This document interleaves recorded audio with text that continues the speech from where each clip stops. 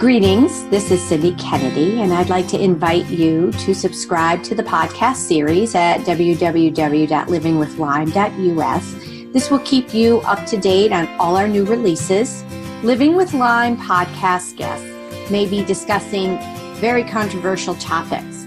The information contained in these podcasts are from the guests' personal experiences and are their own opinions.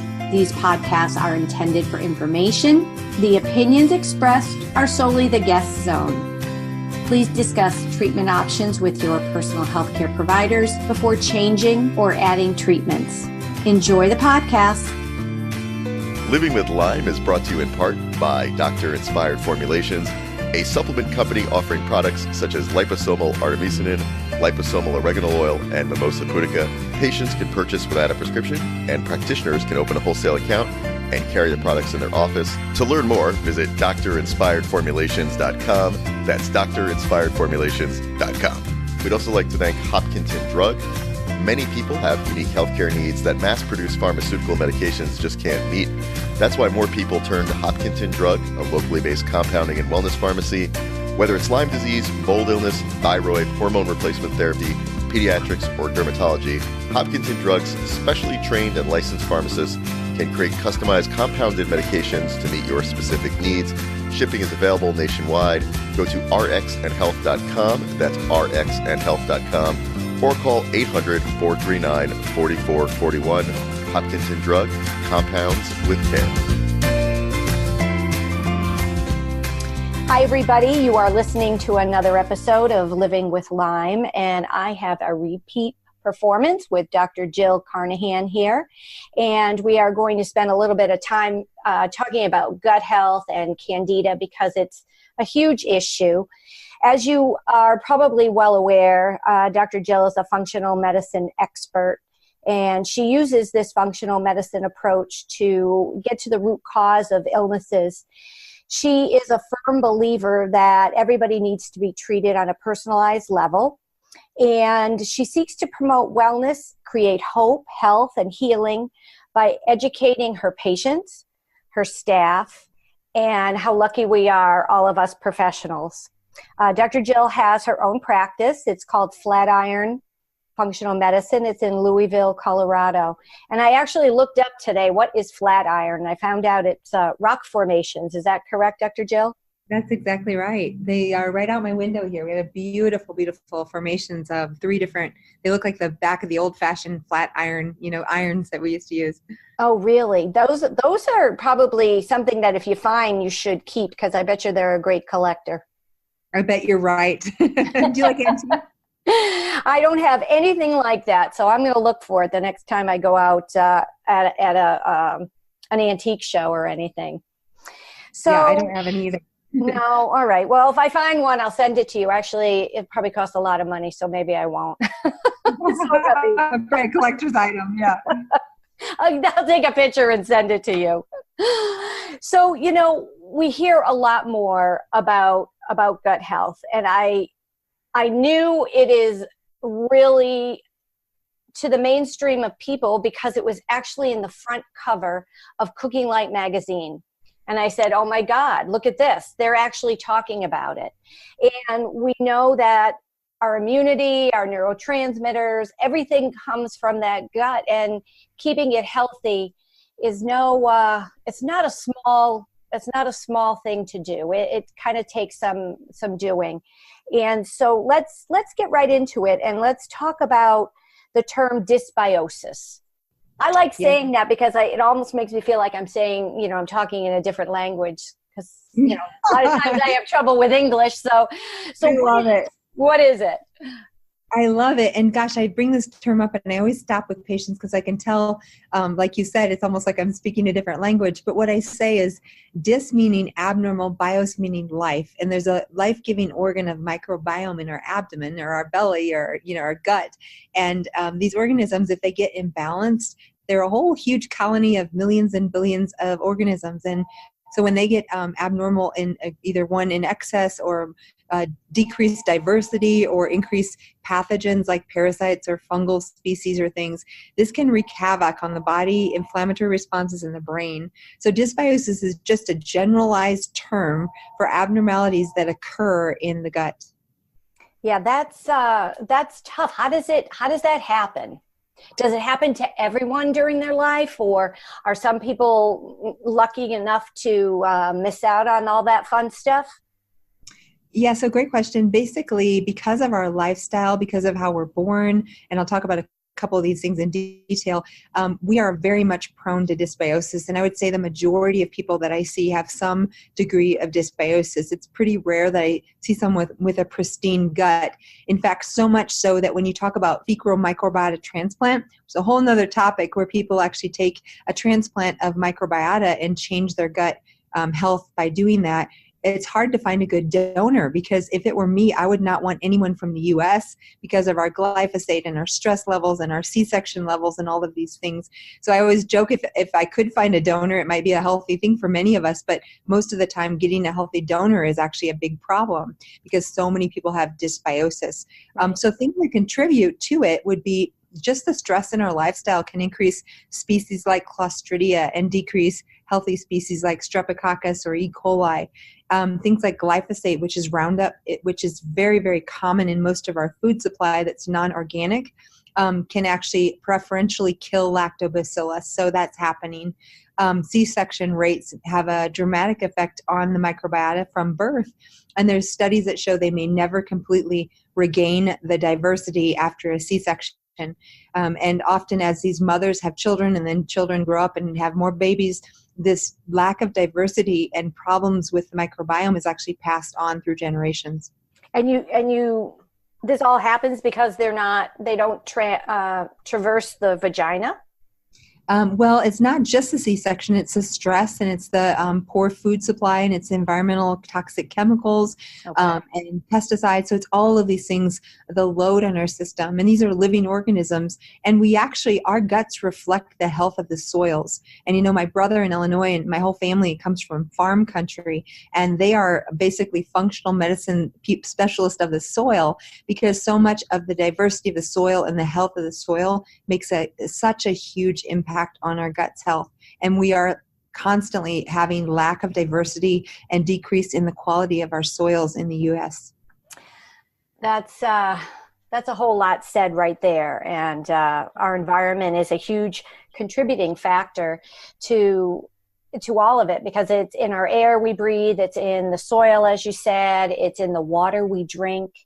It's it's a wonder people walk around and they look okay, or they're healthy. I mean, it's almost impossible that sometime in your life you don't experience something that requires a lot of attention. I wonder about fungal things, and we talk about candida. Mm-hmm. And I laugh because every time I say the word candida, I want to break out in song. Oh, my candida.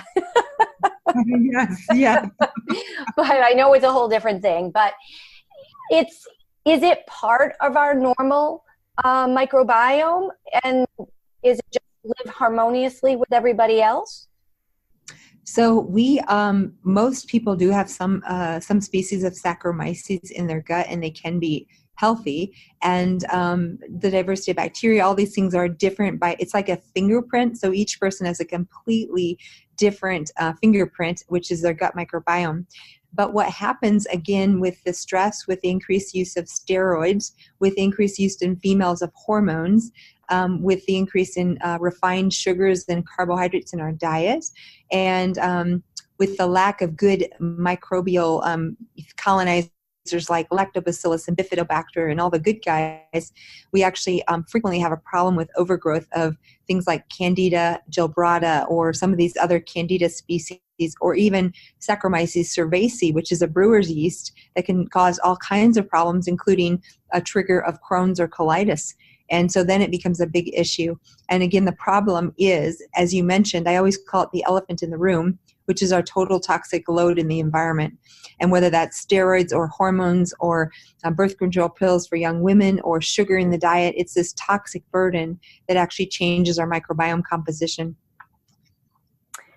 So people are often told, you've got to take your probiotics, or you've got to get it in your diet. How do you feel about certain things that are supposed to be good for us, like kombucha or sauerkraut or kimchi? And how does that reflect, improving your gut? But in the face of having candida, is that a concern because it is a fermented type product? Yeah. So what I do, like when a patient comes in and they say, I have gas and bloating. So my mind is going to, what is going on there to cause them to have symptoms? And typically the label that traditional medicine is given that set of symptoms, which is gas and bloating, sometimes alternating diarrhea and constipation, more often than not for greater than 6 months. That is the definition of IBS, or irritable bowel syndrome. So to me, that's just a label, and most of my patients come in with that label, but it doesn't tell me what's causing that label.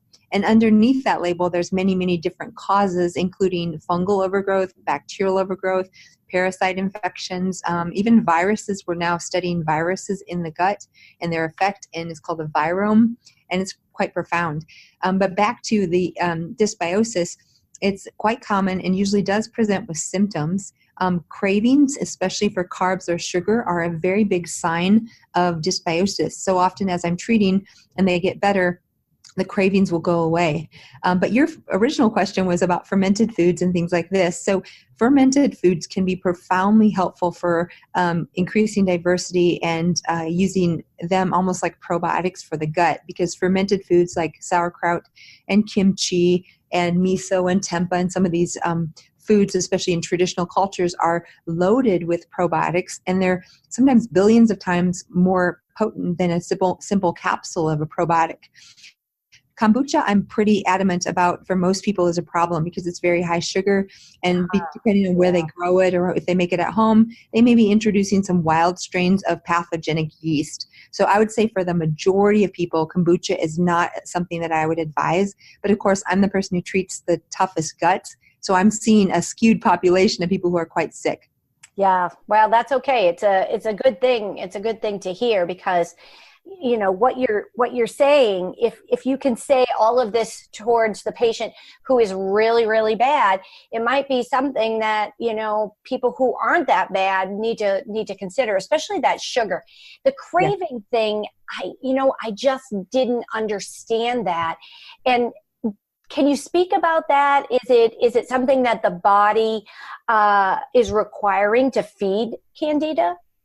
Yeah, so there are studies that show that the microbiome actually can communicate with the brain through the vagus nerve, and that sometimes the whether it's bipolar, insomnia, food cravings, eating disorders, that many times, at least some of the time, these types of mental mood disorders and psychiatric diagnosis can be related to the gut microbiome. It sounds crazy. It sounds like science fiction, but the truth is that our microbiota can change the way we eat, the way we crave. I even believe that not only eating disorders, but even alcoholism can be related in some cases to a dysbiotic gut. Wow. That's a lot. That's a lot. What else causes all of this fungal dysbiosis? We hit upon diet and toxins and pregnancy. What about people who have abnormal blood sugars, like diabetics? Oh, you just read my mind, because I was thinking, what else did we not talk about? And I thought diabetics, absolutely, because they're going to be prone to higher sugars, and of course that will feed candida. So any situation where you're either ingesting like soda pop and cookies and candy, or your typical teenage or college diet, is very high risk for dysbiosis or candida, because you're eating a lot of refined carbohydrates, which is what they love to feed on. And diabetes is no different. Type 1 or type 2 is going to make them more prone to overgrowth of yeast or fungal species, just because of the high sugars. Right. Antibiotics as well. I don't think we said antibiotics. Yeah. So that's actually good, because when I ask patients history, I say, where were you born? How were you born? Vaginally or C-section? Were you breastfed or bottle fed? So breastfed versus bottle fed makes a big difference on the gut microbiome as well, because in the breast milk, you're getting immune globulins, which colonize the gut and actually help to enhance the microbial populations. And then antibiotic use, especially in the first year of life, can be really detrimental to the diversity of the gut. Now, I keep saying diversity, and you may not know how important that is. Over and over again, one of the common factors in healthy guts and resistance or resilience to disease, and it could be systemic, not just in the gut, but say autoimmunity, cardiovascular disease, obesity, and et cetera, et cetera. One of the linking factors is a higher diversity. And I think about it when I'm teaching. The way we think about it in Ireland, there was a potato famine. And that happened because all the Irish potato farmers thought, this species is very high yield. Let's all buy the same seed and plant this potato crop. And they all tended to use the same potatoes because they were producing well. There was a blight that completely wiped out the entire Ireland potatoes, because they were all the same species and there was no diversity. So if there were other strains, they might have some of them survive. Oh, I don't think I knew that. I knew, about the potato famine. Actually, about it. Yeah, that's actually my daughter was in one of the Colleen contests and was asked to explain the whole potato famine. She didn't know it. Here's a Kennedy, and she didn't even know it, but that's okay. That's okay. We forced her to do it anyway. You just touched upon autoimmunity. Yeah. Tell me fungal issues. So, here's your lifespan. You're a child that has terrible ear infections and, sinusitis and yada, yada, yada. And then down the road, you talked about the college kid and, the diet and whatnot. And then all of a sudden, you're just creeping out of the college years and now you're facing some health issues.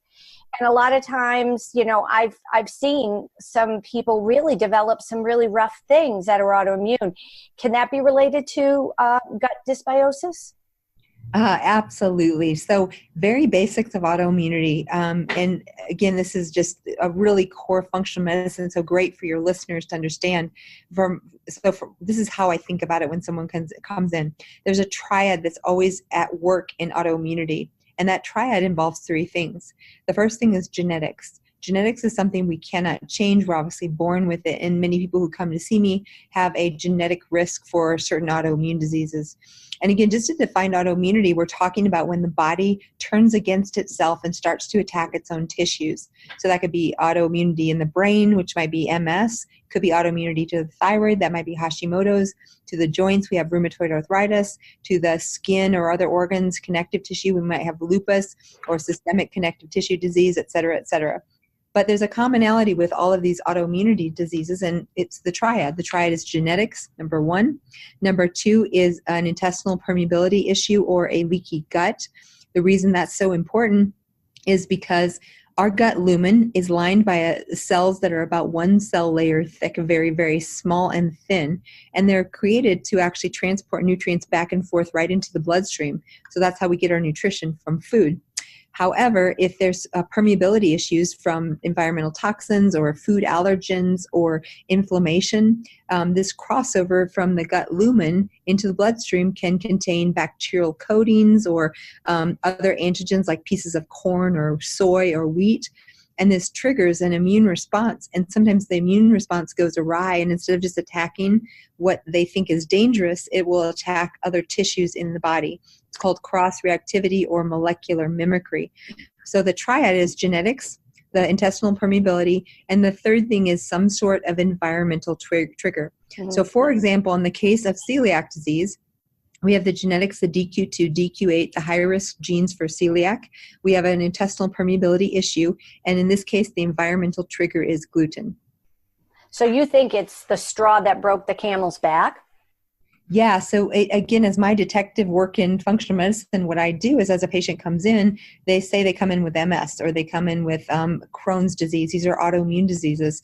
My job is to say, okay, we know there's genetics at work. We know the gut permeability is at work. What is the trigger or triggers that are creating this inflammatory process? If I can work backwards and find the triggers and identify them and either reverse or treat them, sometimes that autoimmune disease will completely be reversed. We'd like to take a moment to thank our sponsors. Botanical medicines are an important part of the Integrative Lyme Disease Program. Biocidin from Biobotanical Research is a professional strength broad-based program that has been extensively researched for effectiveness as nutritional support in Lyme and co-infections. Ask your practitioner about Biocidin LSF and visit biocidin.com. Master Supplements specializes in probiotic enzymes and fiber that support digestion. Their products provide results that you can feel working within 60 days or a money-back guarantee. Their staff is available to help you decide which products and programs are right for you. Visit master-supplements.com or call 800-926-2961 for more info. So, it's funny because you think about probiotics and people, when I ask about, what are they taking? What kind of supplements? Do they take probiotics? What kind? People will say to me, well, I eat yogurt. I'm like, well, one thing that we have to learn here is that yogurt is milk and milk can be quite inflammatory. Two is that when you are producing your yogurt, the milk has been pasteurized. So that wipes out anything that could be good for you within it. And then they basically open up a capsule of some sort of lactobacilli strain and just dump it in your yogurt. So you really need to look at other options for the probiotics and maintaining it. And would you say that it's more important to do it with your diet, or should you kind of rotate? Should you take different probiotics, different strains, different brands? Oh, so great question. So because people are I gotta say, I adore talking with you because you're the only one that says that's a great question. And I really do start to feel smart after I talk with you. So go ahead. Whatever I asked you, I don't even remember what I asked you, but just go ahead. Thank you. Well, it really is, because people are wondering, they're like, what do I do? I'm eating yogurt and I'm eating the really processed high sugar stuff, which is way worse for you. So this is a really good question because people are confused and they're getting data from not great sources, from the, Women's Health magazine or whatever it is. I know. Right. I'm not saying sometimes I actually talk to them and do interviews, so they may sometimes be getting information, but they have to go to the right source, correct? Yeah, exactly. So back to foods, what do we do? Okay, so we've got a couple things here. First of all, yogurts. There are good yogurts out there. There are good yogurts with very low sugar. They should have no added sugar at all. And ideally, a lot of our patients, at least from my population, are very sensitive to cow's milk dairy. And cow's milk dairy, if it's not organic, it's a big source of fat-soluble toxins and growth hormone. So I do not recommend dairy for most of my patients. There's a few patients that can do like a specific type of cow's dairy and they make homemade yogurt, and that's a whole different ballgame. But often we can do coconut, almond, cashew. There's other yogurts out there, but even then we're getting into higher sugars. So homemade yogurt is the best. Not everybody's willing to do that, but in that case, you control completely the quality of the milk. You control the exact probiotic that you want to put in there to grow, and you're creating a colony of really high levels of excellent probiotics in a good culture. Other things like fermented foods, we mentioned kombucha, not a good idea for most people, but kimchi, sauerkraut, fermented vegetables are great. However, again, I'm seeing a population that comes in with problems like SIBO, which is small intestinal bacterial overgrowth, or SIFO, which is small intestinal fungal overgrowth. And usually, until those things are treated, they will not do very well in fermented foods, because sometimes they actually have colonies in their gut that are making fermentation products, and they're kind of adding to the problem. So usually I think of it as a step process where you need to treat the dysbiosis before you add in fermented foods, and fermented foods tend to come a little bit later as they're healing. There's a special population that has mast cell disorders or histamine issues, probably a lot of your listeners, and they don't tolerate fermented foods because they have high histamine. So you just have to know who you're talking to, and probiotics tend to be an easy way for us to, as physicians, treat and help the patient. Now, what you would think is you take a probiotic capsule of 50 billion units of lactobacillus and bifidobacter, and you're actually planting a seed and the garden, and it's growing.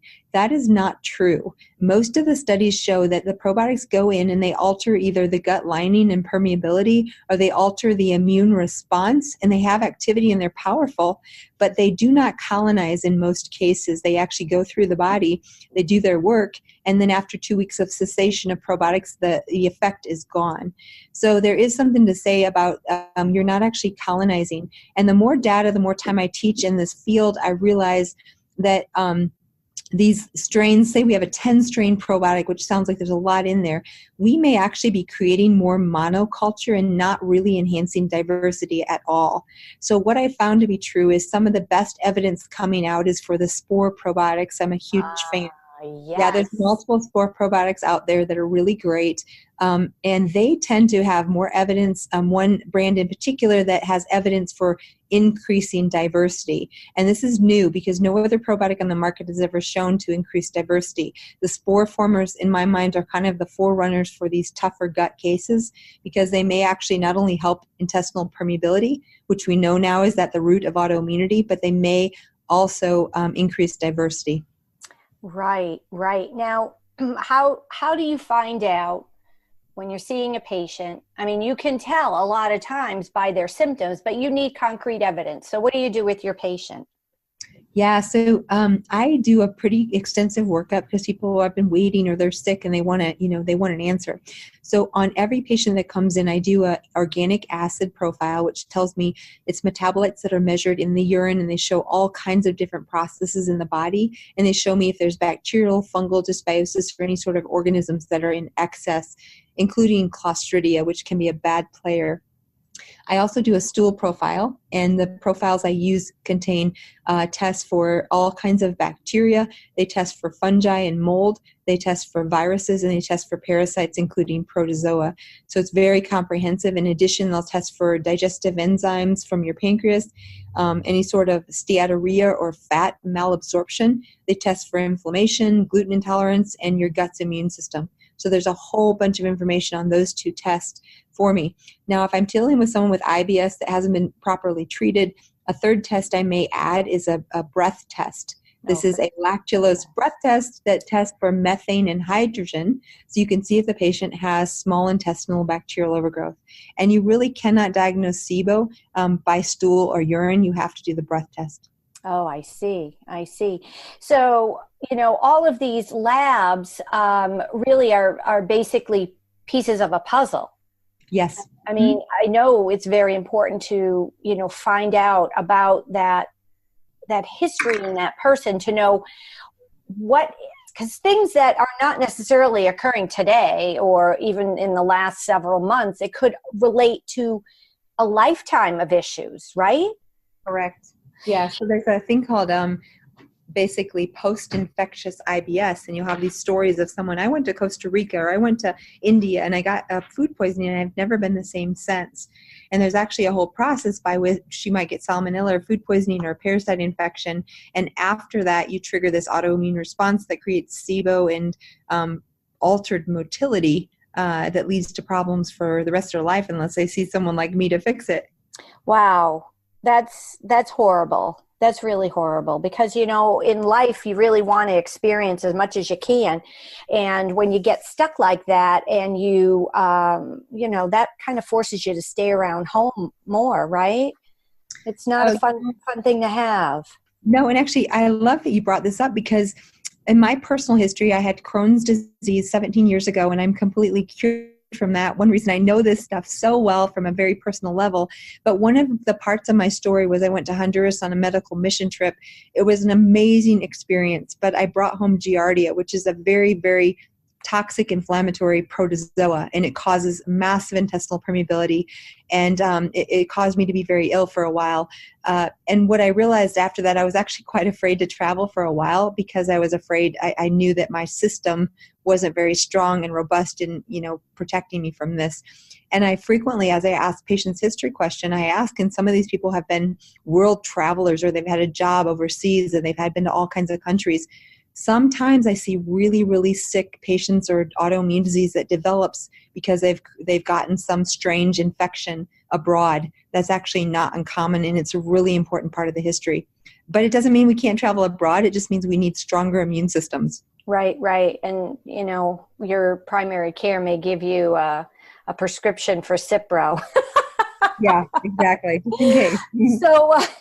So we know intestinal permeability, or the term leaky gut. We know that imbalance and all the bacterial, virus, yeast, whatever. All the children playing in your intestines are they have to play nice in the sandbox. Everybody's got to stay in their own corner, and everybody's got to be happy. So when it leads to the obvious intestinal issues, people know that. But what other symptoms could people present really having a candida overgrowth? Oh, yeah, because we didn't really talk about what might you experience. So the typical person who comes in, it is a little more common in women than men because our hormones and all of that do affect. So estrogen can create a little bit more predisposition, and because women have more estrogen, women do have a little bit more likelihood of having this. But not always. I've seen a lot of men with fungal issues, and especially Saccharomyces in men and women pretty equally. So symptoms would include brain fog, sometimes constipation, occasionally diarrhea, most of the time gas and bloating and sugar cravings. I often will look at their tongue and see a thin white coating on their tongue. Sometimes they'll be either cold intolerant or gaining weight or feeling just like fluid retention. Sometimes there's dizziness and balance. Those would be probably the majority of symptoms. Fatigue is a really big symptom. And then autoimmunity. And if you think about it, one of the very interesting things that happens is yeast produce a metabolic byproduct called acetaldehyde. It's a type of formaldehyde, and it's the same exact thing that our liver produces when we detoxify alcohol. So why I'm telling you this is because the same symptoms of a hangover can be symptoms of yeast overgrowth, because it's the same exact chemical that's causing the symptoms. Oh, it seems like, it's an endless cycle unless you break it.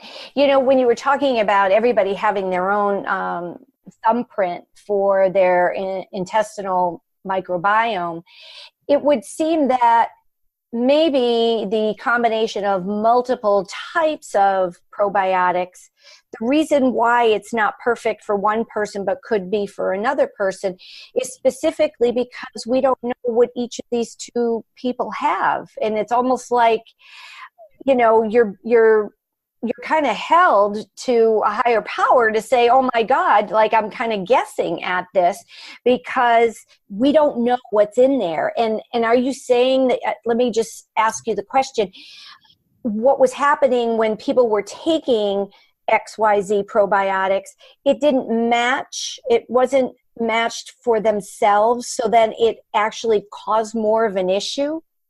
Yes. So again, I know enough with history, and I've been doing this over 15 years, that most of the time with their history, I have a pretty good idea of what probiotic is going to be best. So I still personalize it to them and their history. But for example, if you have small bowel overgrowth of lactobacillus in your small bowel, and you take a lactobacillus probiotic, you feel worse. So there's a subset of people where you say, do you feel worse when you're taking probiotics? And they say yes. And to many doctors, it doesn't make sense because they don't know that the mechanism is they've already got an overgrowth of bacteria. You've got to treat that before you put more. And SIBO is not a pathogen. It is an overgrowth of normal, healthy probiotic bacteria in the wrong location. So it's not always just a matter of getting more probiotics in. There are some situations where you actually have too much of a good thing in the wrong location. Okay, and does that have to do something with the migrating motor complex? Yeah, so real briefly, the anatomy, you have your stomach, and then it goes right into the small bowel. And then the small bowel is first part duodenum all the way down to the ileocecal valve, where that is the link to the colon in your large intestine. So your large intestine motility is driven by the colonic motility, which you could have diarrhea or constipation, and it doesn't affect the migrating motor complex. The migrating motor complex is your small bowel's motility agent. This is like a whole different machine in the small bowel, and it is the thing that cleans out the small bowel between meals. And your small bowel should be relatively sterile. So there shouldn't be a lot of bacteria there. The majority of your probiotics reside in the colon or the large bowel. So if your migrating motor complex is paralyzed from we said that post-infectious IBS, if you traveled, or for some other reason like autonomic dysfunction like Lyme disease, very commonly, or diabetes, then you don't have this cleaning motion. I always liken it to a Zamboni on the ice rink between quarters of the hockey game, and that Zamboni clears off the ice, clears off all the debris. This is like your Zamboni in the small bowel, and it goes through the small bowel. And you speak of good words. I love saying Zamboni. Oh, it's a good one. Right. It is a good one, the Zamboni.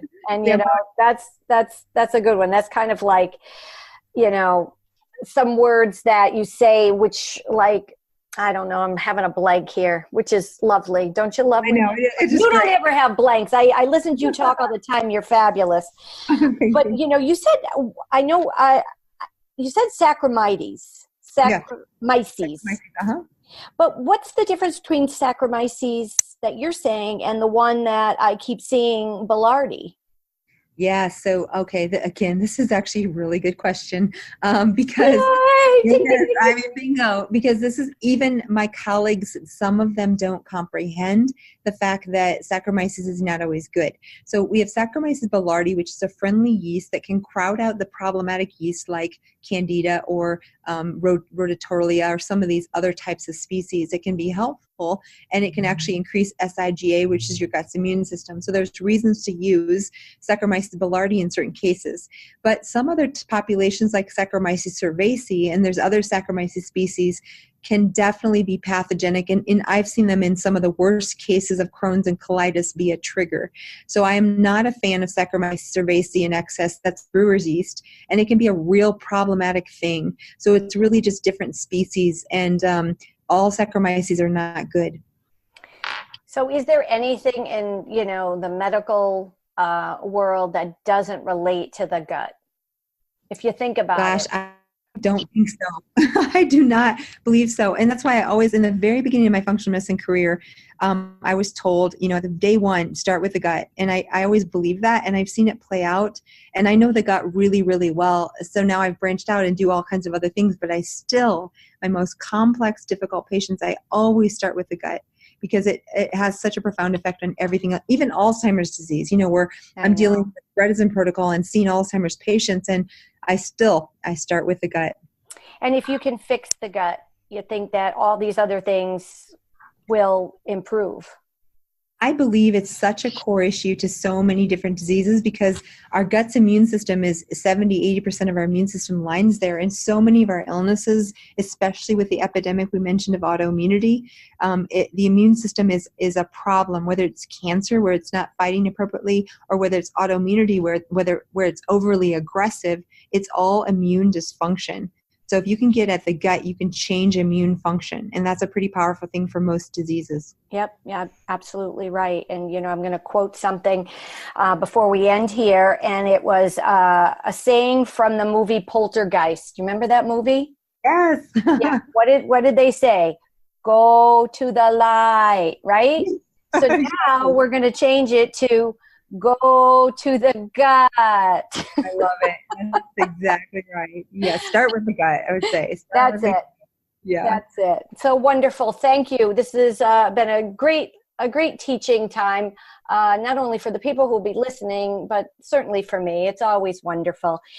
And I want to thank you again, and I want to sign off here. So let me say that you have been listening to Dr. Jill Carnahan, and we've been talking all about candida and your gut. And please come back, listen for some more, and keep on fighting. Don't give up. Take care now. Thank you for listening to another episode of Living with Lyme. We'd like to take another moment to thank our sponsors. Botanical medicines are an important part of an integrative Lyme disease program. Biocidin from Biobotanical Research is a professional strength broad spectrum formula that has been extensively researched for effectiveness as a nutritional support in Lyme and co-infections. University studies have shown that this combination of plant medicines is also effective on biofilms that may be hampering treatment, as well as providing broadly acting herbal support. The liposomal form of biocidin, called biocidin LSF, is used by Lyme literate physicians such as Dr. Richard Horowitz and Dr. Jill Carnahan. Ask your practitioner about biocidin LSF and visit biocidin.com for more information. Master Supplements. Does living with Lyme ever get overwhelming and finding the right support seem difficult? Well, Master Supplements can help. Master Supplements specializes in probiotics, enzymes, and fiber that help support digestive and immune health during and after antibiotics.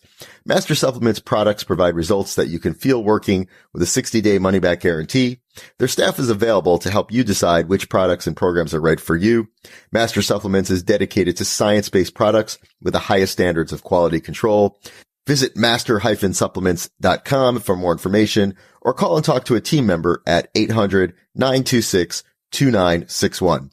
That's master-supplements.com or 800-926-2961. Thanks so much again for listening to Living with Lyme. We'd like to remind you that if you have not done so already, please subscribe to the podcast. You can visit our website at livingwithlyme.us so you make sure you don't miss any episodes. Until next time, thank you so much for listening, and we'll be back soon with a new episode.